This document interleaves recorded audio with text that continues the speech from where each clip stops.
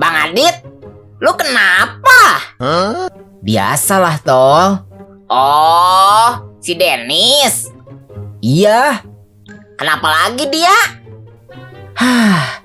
Capek dah gue sama dia.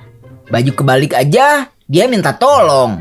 Buka pintu minimarket, minta tolong. Terus kuota habis pun, dia minta tolong isiin. Tuh anak emang gak bisa ngelakuin apapun sendiri ya? Iya, Tol. Gue juga heran. Kadang pengen banget gitu gue kasih pelajaran, biar lebih mandiri gitu. Abang pengen kasih dia pelajaran.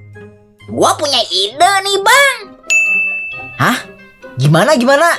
Sini.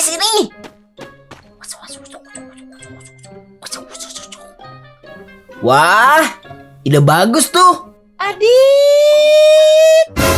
Nah, tuh orangnya bang. Kebetulan banget. Adit, tolongin Dit. Oh, ternyata kamu di sini, Dit. Isiin kuota aku dong, Dit. Nis, lu mau ikut kita nggak? Kemana, Dit? Udah, pokoknya lu ikut kita aja deh. Abis ini, gue isiin kuota lu. Ya udah, Dit. Ayo, Dit.